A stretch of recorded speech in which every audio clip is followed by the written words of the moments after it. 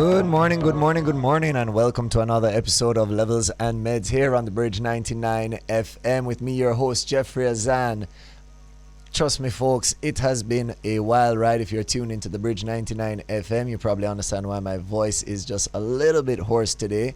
We did Jamaica Expo this weekend, and I was pleased to be the host for a lot of Jamaica Expo. We spoke with some really amazing people at Jamaica Expo, some representatives from government, some super entrepreneurs, some hustlers, some people making it happen. And trust me, if you never make it out to Jamaica Expo, you missed a really, really awesome time here in Jamaica. As a whole, I want to say the country put forward an excellent face in terms of what we have in store in manufacturing, in production, in services. Now, off of that, Expo also brought us to the close of April. And if you've been a listener of Levels and Meds, you knew April was sort of our spiritual month. We spoke to a number of people on spirituality, how it affects them personally, how it affects the workplace, even exploring that sense of spirituality. Does spirituality and secular living, do they come in conflict, or do we need to find harmony? And we explored a lot of those topics. Now, we're coming into a new month. Yesterday was the 1st of May. Today is the 2nd of May. So we're kicking off a brand new month. Yours truly's birthday month. So if you want to send gifts to the bridge, feel free. I'll be happy to accept them all month and beyond if you so choose.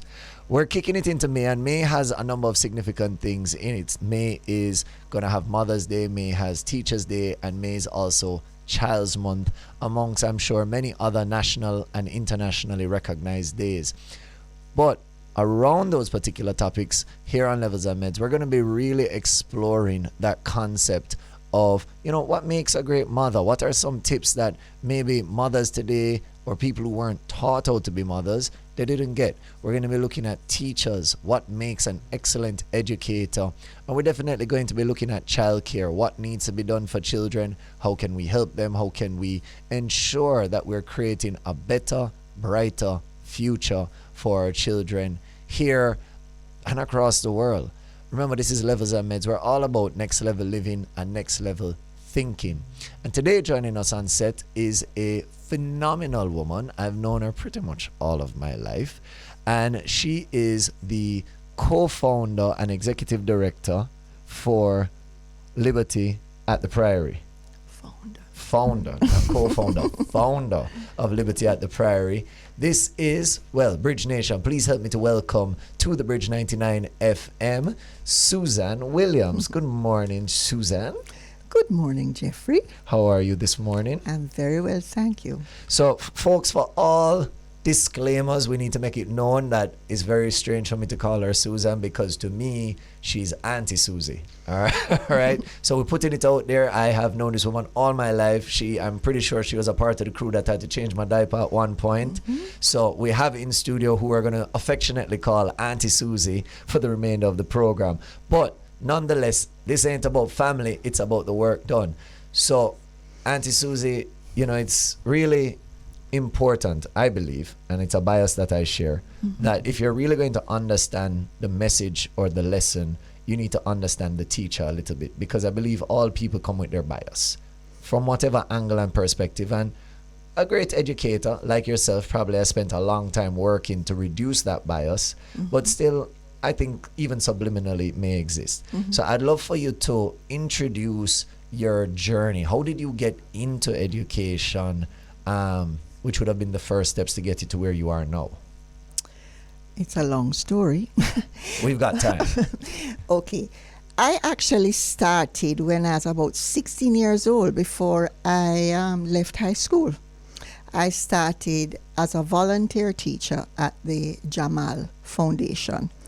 At St. Andrew High School, they actually were recruiting teachers in sixth form, and I volunteered. And I started teaching adults at 16 at the Girl Guides headquarters. That's how I got introduced to teaching. Through volunteerism? Through volunteerism, yes. Interesting. It was very exciting for me and very, very rewarding. I got a lot of pleasure in trying to help adults learn to read and write and become more functional And that is what sparked my interest in education, to be very honest. But that must have been very intimidating as well. I mean, you're a 16-year-old and you're going out to teach adults, not 20, at 30. all. Not at all.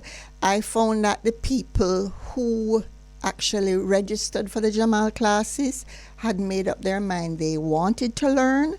So they came in with a very humble attitude and were open to learning.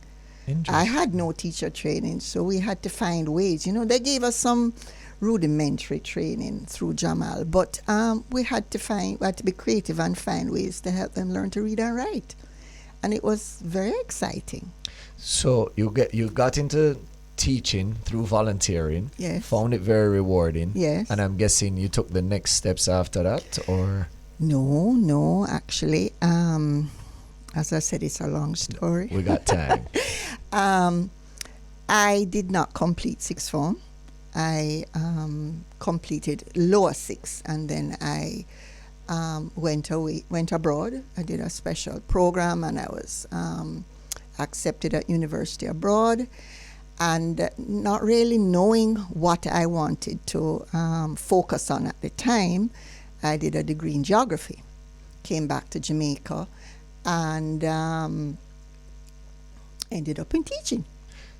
No, I don't even want to go down that road of a degree in geography because that's like a whole slew of questions. I barely passed geography, so I can't imagine what a degree in geography would have been like. I enjoyed the subject. That's why I ended up doing it. And the truth be told is that when you do a bachelor's degree, it doesn't specialize you in anything. Mm-hmm. It really just teaches you to think in a particular way. So once you have that training in how to think, you then go on after that to specialize in your area of choice.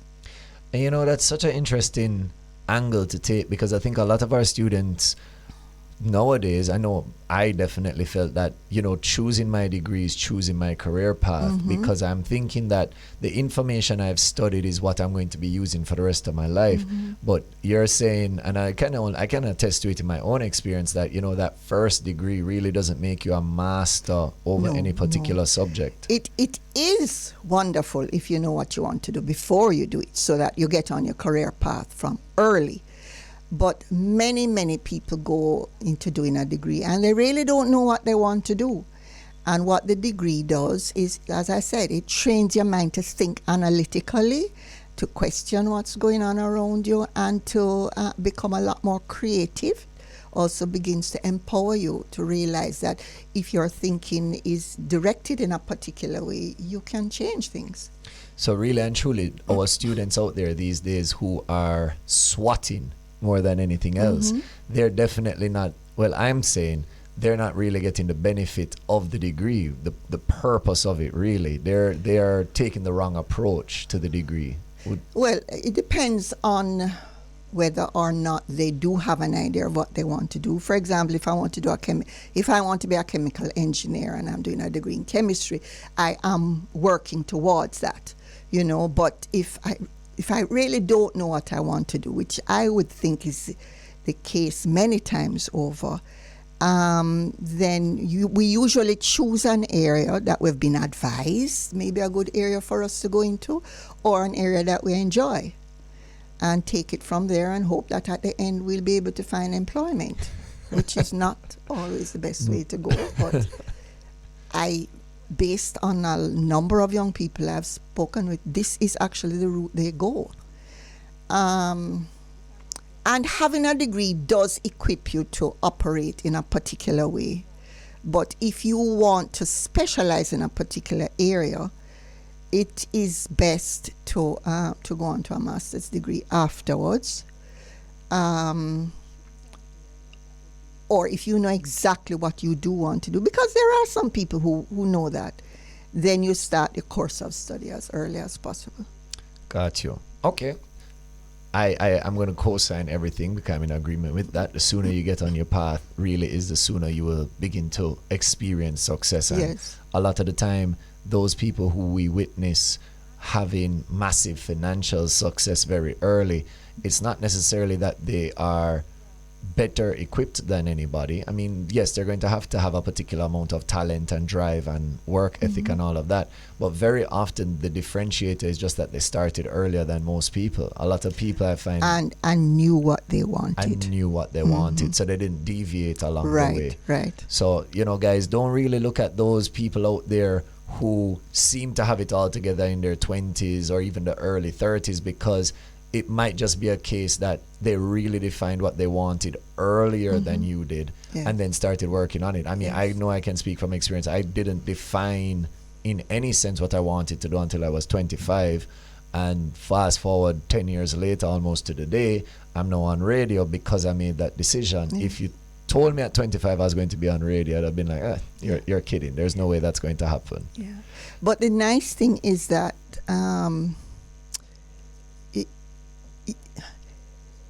well, how do I put it? Because you have a degree in a particular area, it doesn't mean that that's the area you're going to end up in, which is really what you're saying. Right. And work experience often determines it. It opens you up to so many other areas that once you are thinking in a particular way, so your thinking has been trained by the degree, and you now begin to have work experience, you begin to refine the areas that you really enjoy or the areas that you're really good at, and then you can go on for further training in those areas. But it may be a master's degree, it may not be, it may be a technical training or whatever, but you can go on now to more specific training to help you to do what it is you want to do or you're really good at doing in a better way. True. In my case, I taught in a high school. When I came back, I enjoyed it thoroughly, but it was a short-term job. And then I went and did research. I was working with a research project, which now began to help me to see my area.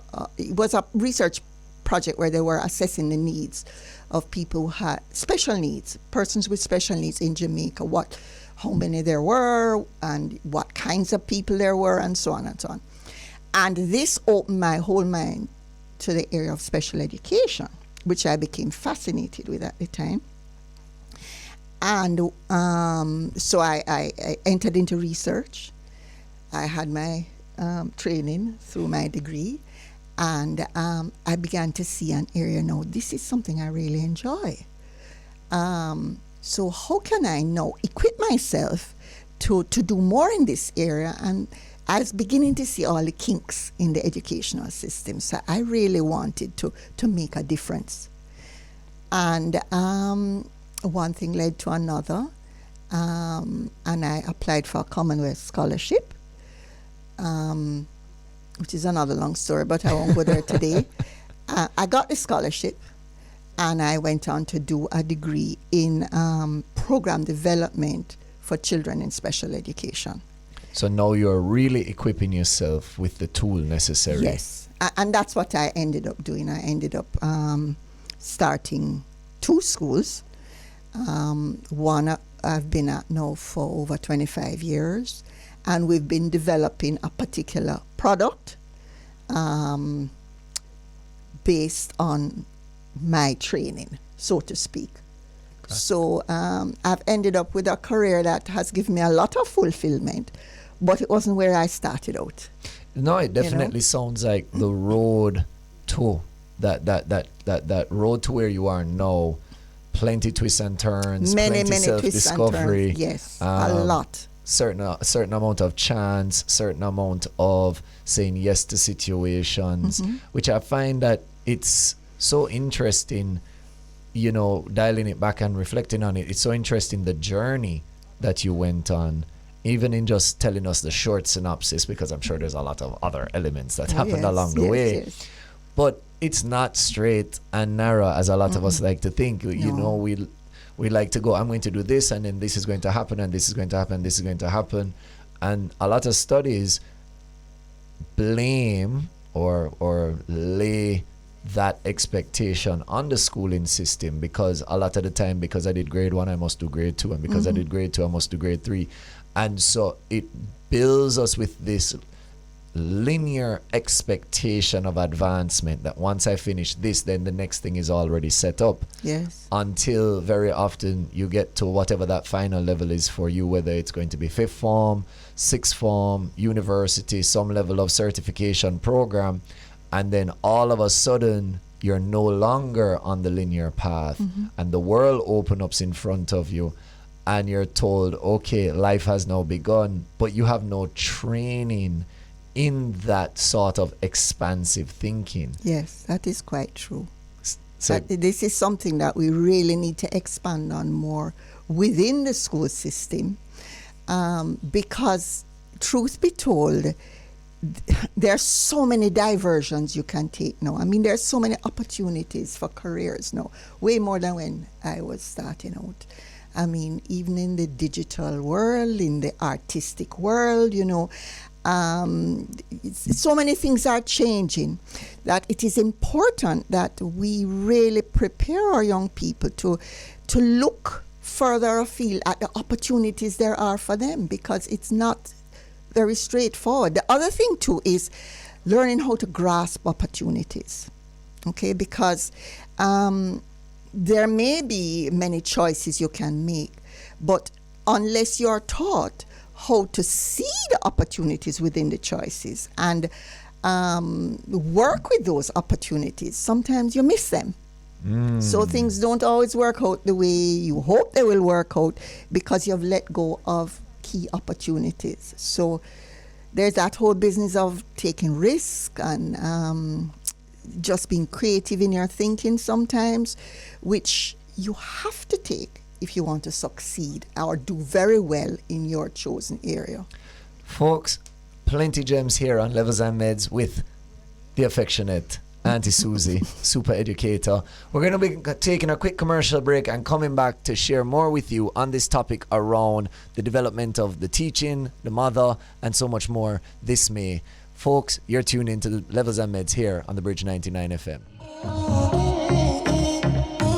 Welcome back to Levels and Meds here on the Bridge 99 FM. Folks, if you're just tuning in or you're a first-time Bridge listener, remember you can catch the Bridge on the entire 99 bandwidth. That's 0.1, 0.3, 0.5, 0.7, and 0.9. You can also see what's happening because we're not just radio, we are visual radio. Check us out online at thebridge99fm.com, or if you're on the move, you can download our mobile app in the Android Play Store or Apple App Store by simply searching The Bridge 99 FM. We've been having an awesome talk this morning with Susan Williams, founder and executive director for Liberty at the Priory, or as I know her more affectionately as Auntie Susie.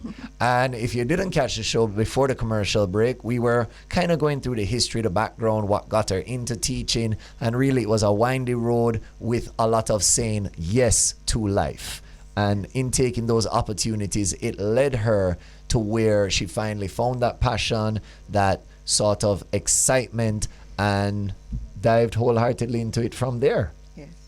All right. So, Auntie Susie, the Bridge Nation gets a question every Levels and Meds to really challenge. We want some public opinion on particular thoughts. And education and teaching is definitely one of, I would say, the most controversial professions there are out there. And the reason I use the word controversial is because teachers make a massive sacrifice. They spend countless hours, blood, sweat, and tears in some cases.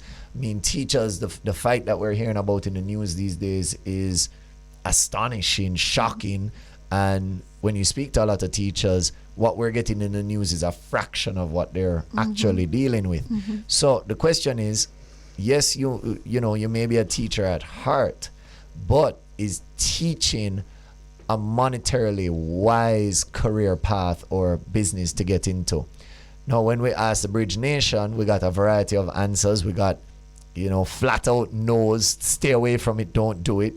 We got, I don't think it is an unwise decision, that there are many opportunities within the teaching sphere. We got something a little more, what we'd call, I guess, spiritual. Some people, it's a purpose, it's a calling. They won't be fulfilled unless they're in some capacity of teaching. And then I guess the businessman amongst the people, or the business people amongst the Bridge Nation, would respond, it's all about who's in control. Are you setting the price, or are you stuck in government with government setting the price? What has been your experience? Because you've been on the journey, you've done it all, you've walked the walk. How would you advise, this idea of, is getting into teaching a monetarily wise decision? It depends on the angle that you approach teaching from. I would say yes to all of what all was there. responses. All responses, yes. You can make money out of teaching, but you can't make oodles of it using the traditional methods. I've run a school for many years, and it's very hard to make ends meet. I am in private education, so there are fees. We also have an MOU with the Ministry of Education, so we do get some financial input there. But we still have to be doing a lot of fundraising and a variety of other things to make ends meet. So from a business perspective, if you're going to run school the traditional way, it's very hard to make money out of it. But what is happening now is there are a lot of young people who are approaching it from the non-traditional way. I can think of one organization in particular, I won't call any names, which has approached teaching from the digital perspective and set up online teaching. Online teaching can make money, okay? From a business perspective, right? Okay. So the particular organization I'm thinking about, as far as I know, they've gone public and they're doing very, very well. Okay, so if you're coming from that perspective, right, making money can be out made. of it. Okay. From the perspective of an individual teacher, salaries traditionally have not been very, very high. I know the government has this new program of aligning public sector and private sector salaries, which they have done very recently, and with significant increases in teachers' salaries, I might say. So from a public sector point of view, I would think that professionally, teachers are more in line with what another professional would earn in the private sector with their level of training. And that certainly is a livable wage. Some teachers want to earn even more than that, and you find a lot of teachers go abroad. And that comes with its pros and cons, So there are many ways in which teachers try to make money. From a private school perspective, it is very difficult. It's going to even be difficult for some of the smaller private schools to keep up with the increases the government has just put in place, because it's going to mean we're going to have to increase our fees significantly, which has an impact. Because we're facing more than one set of increases right now. Salaries is one part of it. We have security, we have ancillary, we have insurance. All the rates have gone up at the same time. Anyway, so teachers can earn a livable wage. For some teachers, teaching is their passion. They love it. And they may leave the regular classroom, but they end up as the training coordinator for a corporate business, or they use their teaching in different ways. The skill of teaching, expands way beyond the classroom. Exactly. So there are different levels at which you can teach. And because of the different levels, there are different levels of income that you can earn using that skill. But the regular classroom teacher pretty well just about gets by on the salary they're earning. So is it that... And some have difficulty getting by. So is it that if I I'm a young person now in the space, and I have that calling for teaching, because I definitely feel that in my personal opinion, I feel like it's a calling. There are very few who just take teaching as a job. Not mean, don't get me wrong, every career has a potential to kind of beat you over the head and you lose your passion. But we're talking about when they're young and they're fiery and they're spirited. There are two kinds of teachers. Okay. There is the teacher who you're talking about, who's passionate, enjoys working with young people, and they're passionate about teaching. It just oozes out of their pores. So in going to be trained as a teacher, it's just refining what is already there. But there are also career teachers who don't have the same passion, but they learn strategies and can teach fairly well. Excuse me. And there are many of those in the teaching cadre as well. But I think our best teachers are the teachers who have the passion. They're the ones who really get the most out of the kids. I mean, I would definitely agree. I think there's actually a correlation that speaks to teachers who love their job, bring a different energy to the classroom.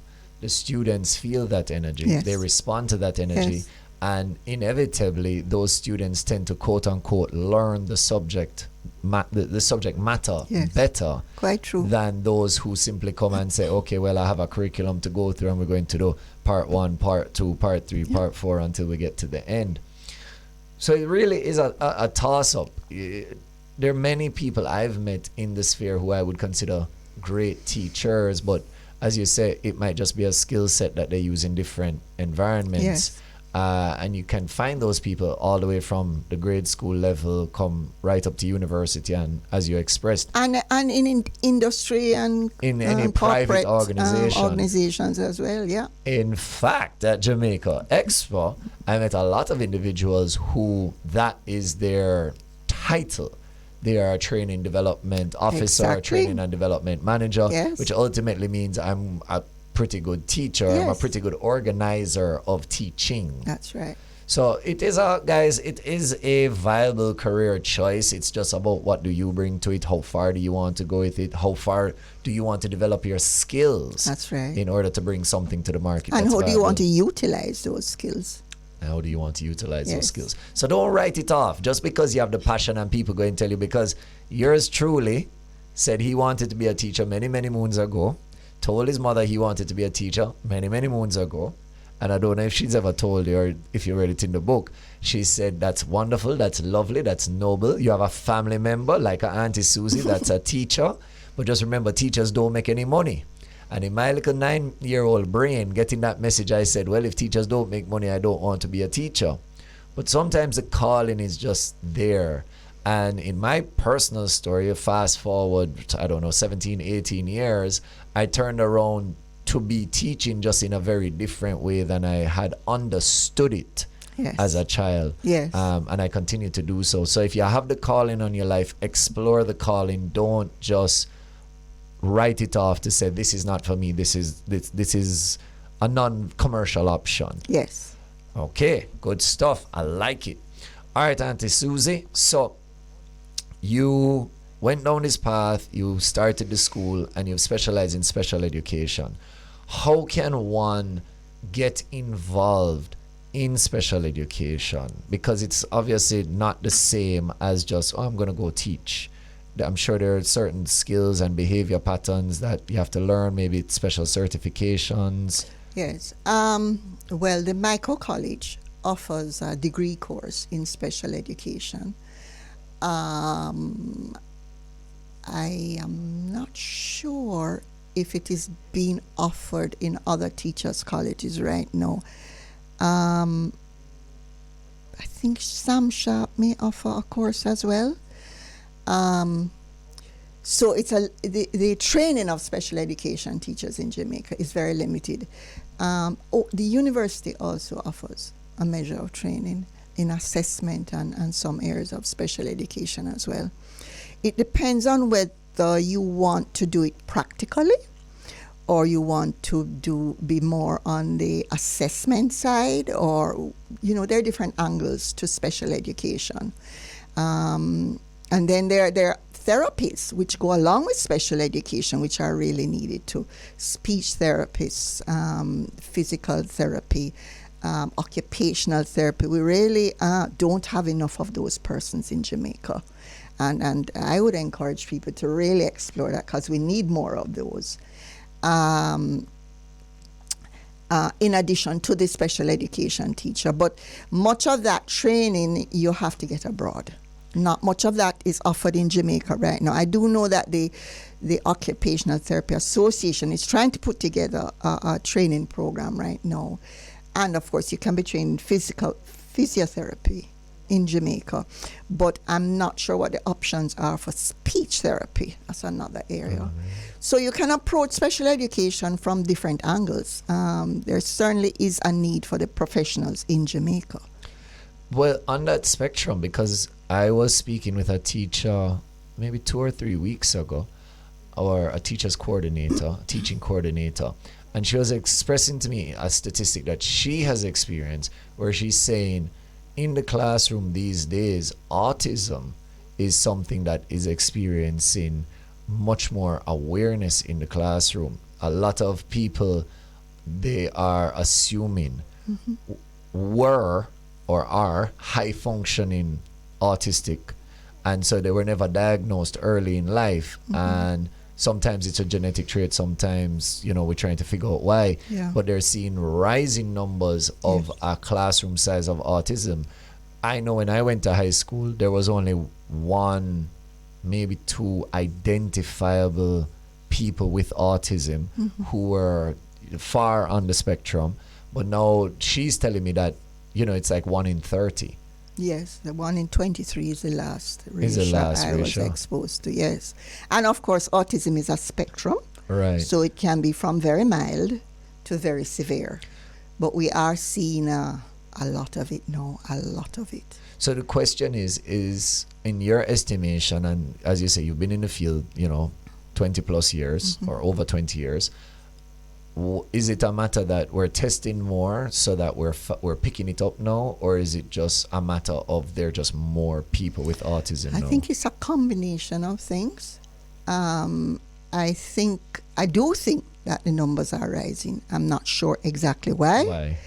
But I do think we are identifying children much earlier.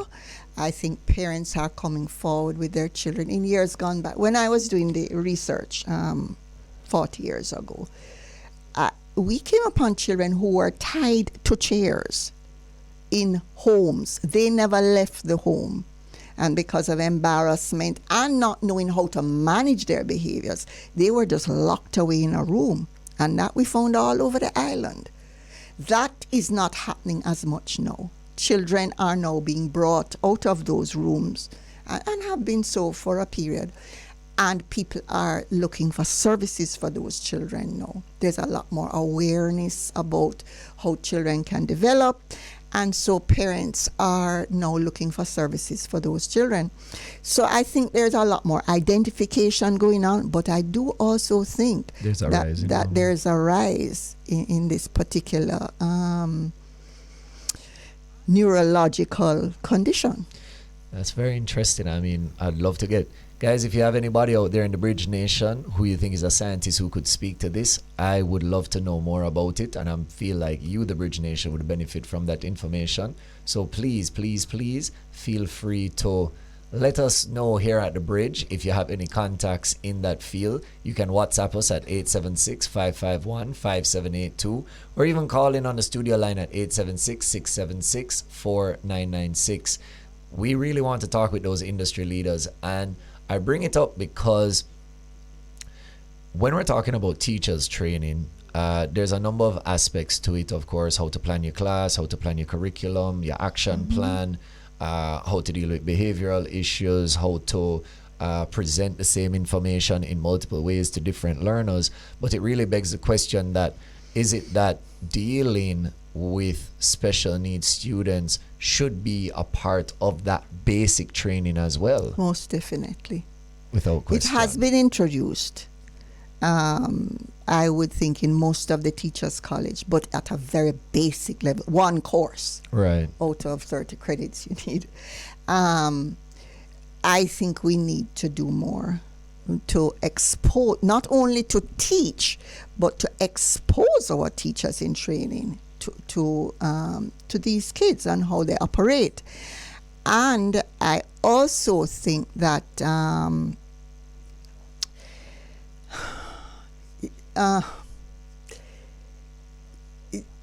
it's become so common now that, as you're saying, every teacher needs to be exposed to it, and given this practical, not only theory but practical experience with it. And another area that has to be looked at very, very carefully in teachers' colleges is the whole area of behavior management. Because outside of autism, there are a lot of other emotional issues that we're dealing with in our society, right? Anger and frustration and a number of other things are coming to us in the classroom. And oftentimes, it's very hard for a teacher who has been through the regular teacher training program to know exactly how to deal with these things. Our teachers have to become behavioral specialists to be dealing with the issues that we are dealing with now. So I really think that needs to be focused on a great deal more in Teachers College. Again, not just at a theoretical level, but at a very practical level. So when the teacher comes to the classroom, they are equipped for the kids who are now coming into school. And that really opens up this whole channel of communication we're talking about earlier in terms of the development that one can take in becoming a teacher. Yes. The more tools you have, the more skill sets you have, the more opportunities that are available to you. Yes. Because it really dials back. 'Cause I think what we're branching off on is the individualism needed in teaching. Because as far as the history of formal education goes, to my understanding, formal education was really made possible due to the Industrial Revolution. They're really teaching in mass so that they could get workers in mass, people who knew how to sit in a straight line, how to ask for permission, you responded to a bell, you had basic comprehension and understanding so that when I put you in the factory, you weren't going to mash up my machines. And so formal education was made to produce factory workers in the grand scheme, because prior to that, education was reserved for royalty. And it's really a dynamism when we think about it. Education sets you free, but the traditional education system, and I give credit where credit's due, a lot has changed, but the beginning of the traditional education system was actually the opposite of setting you free. It was actually entrapping you into the system. Well, truth be told, there are different elements of education, and the courses of study are developed for different reasons. Now we are being encouraged as educators to equip our children for the I think it's called the Fourth Industrial Revolution. The Fourth Industrial Revolution. Which is to train our children to teach critically, because critical thinking skills are going to be essential for the digital world we're moving into, and also to help our children be able to differentiate between what is real and what is virtual, right? So in addition to, there's another side of education that is saying this is so, but we also need to develop the technical skills in our kids. So there's one group that is pushing for technical education, which I wholeheartedly embrace because it is necessary. And then there's another group that is, well, I shouldn't say another group. Another element of education that is being pushed is the whole area of teaching critical thinking. So, it depends on what the reason is for your education. So if you are being educated to get a skill to earn money, then they're saying, well, go in the technical direction now, because that's where the opportunities are. If you're being educated to think in a different way, then you're going to go in more the university type approach, where it's opening up your thinking to different levels. So it hasn't changed. It's just been tailored differently.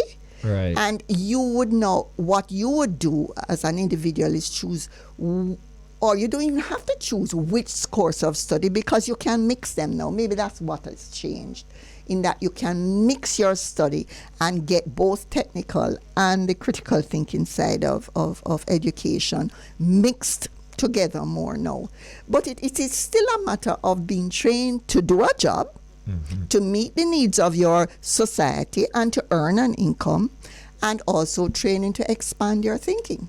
So no, I mean, that's an interesting way to look at it. I really never looked at education in that manner, because a lot of the time the public communication of education is education will set you free, education will elevate you, education will, take you out of your situation or provide you a way out of your situation. But really, as you said, it's changed without changing.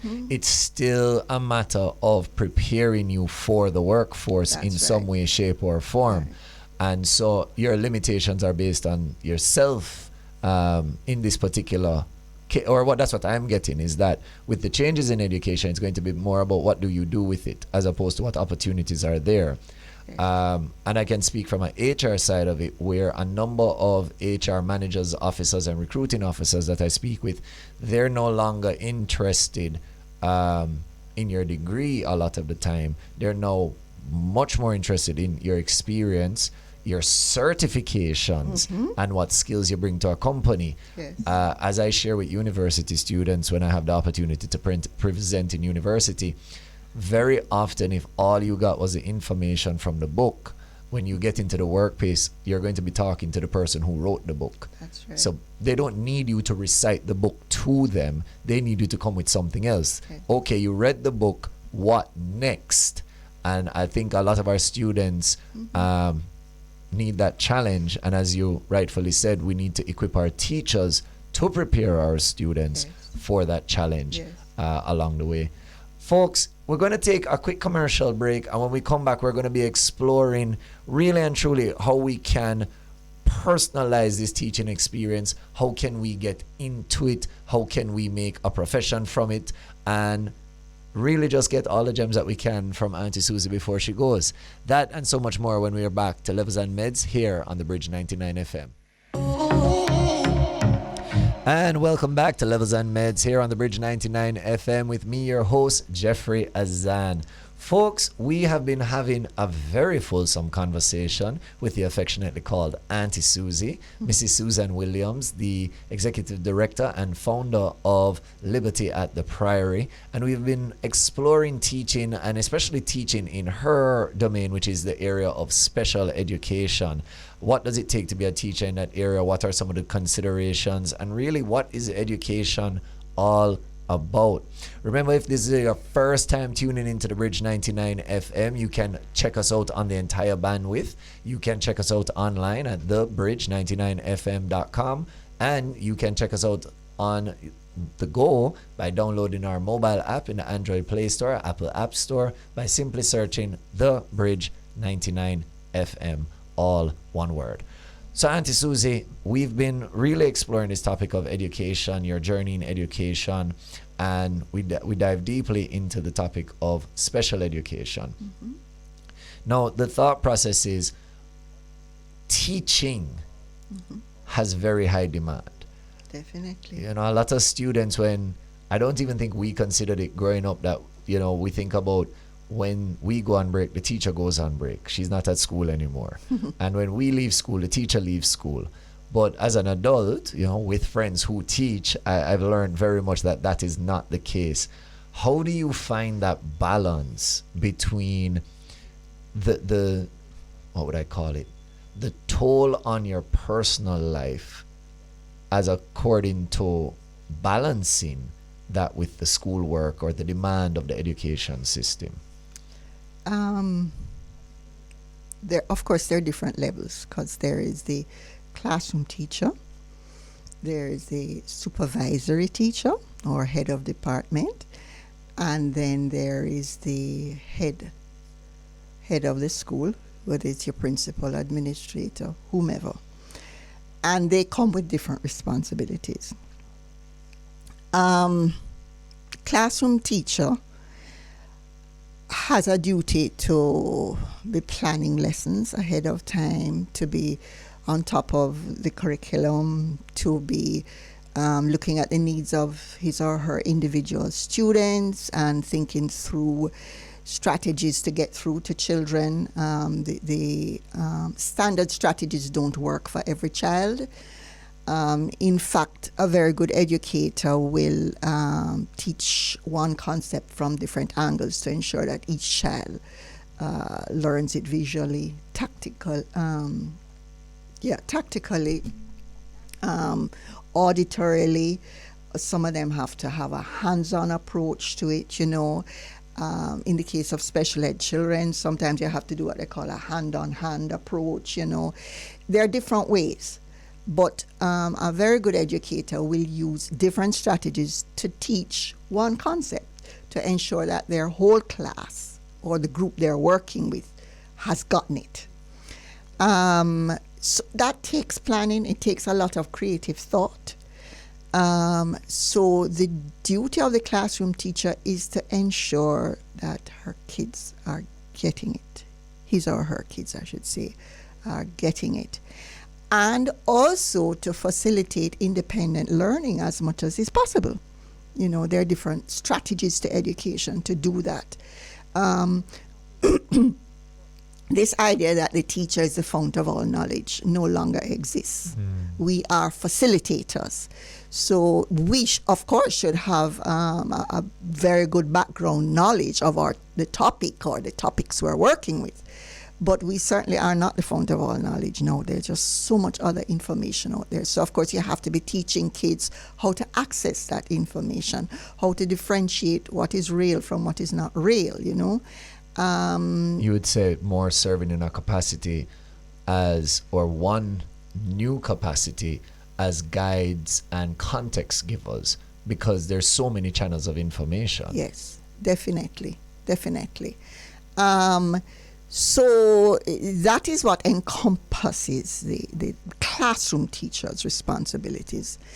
Well, added to that, too, you have your duties, you know, your playground duty and various other duties around the school as well. And then there are school events that you're involved with, too. So all of that takes up your time. So you have to manage your time carefully. If you are a person with a family, you have to manage your time very carefully because, of course, your kids need your attention to just like any other profession, right? So holidays. Holidays are actually times of marking exam papers, completing reports, and planning for the upcoming term. Again, you have to manage your time carefully. It doesn't have to consume your whole break, but it certainly will consume part of your break if you want to be a good teacher and stay on top of your work.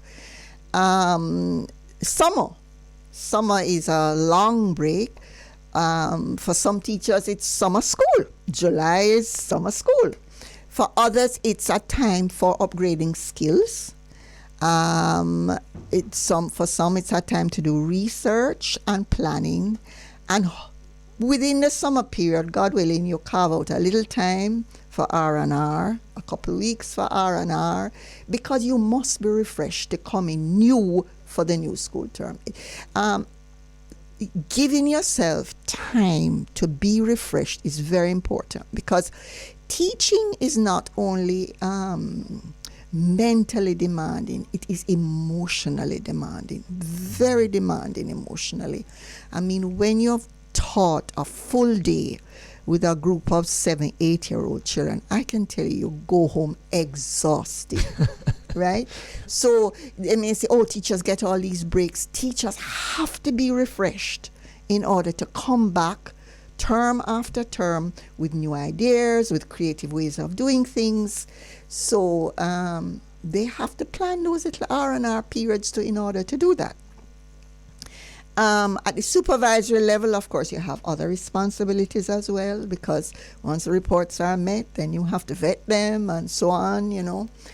And then at the administrative level, you have not only, you are overseeing the academic program, but you're also dealing with school fees, ensure they're being paid, communication with parents, and a variety of other things. So at each level, it's very demanding. But like any other professional, you have to manage your time as best you can. Definitely all to take into consideration. There's two final questions. The first one is the penultimate question, one of my favorite words. Those teachers that, especially at the university level, that come in and say, nobody has ever gotten an A in my course. I'm just taking it off of the definition you gave me a while ago, which is the classroom teacher has a responsibility to impart the knowledge. That's really what they're there for. What kind of indication is that to our students when you have those declarations from those teachers? Is that something you endorse? Is that something you would agree to your teachers to do to make the material so challenging? No.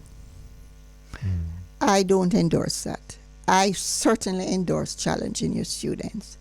But if your student is doing exceptionally well, I think they should be given credit for what they're doing. I don't think they should be marked down just to prove that my course is a tough course. I mean, people succeed. Success breeds success. Okay? And people will work towards high grades if they know they can attain them. Okay? And I believe that you should challenge your students. You should know your students so well that you could even challenge them individually to push them ahead. But if they have attained what they need to attain, I believe they should get recognition for that, and they should earn the credits that they are due. Co-sign 100%. And we're not talking about participation trophies and medals. That's a whole different conversation. I personally am not a believer in participation trophies. I don't know if Auntie Susie has a different opinion, but we don't have the time to get all the way down into that particular topic. Last thing, Auntie Susie, somebody has a child, they've been listening to the program, they're interested in either getting their child into Liberty at the Prairie, or maybe even volunteering or working at Liberty at the Prairie. How can they get in touch with you? Our email address is libertyatprairie@gmail.com.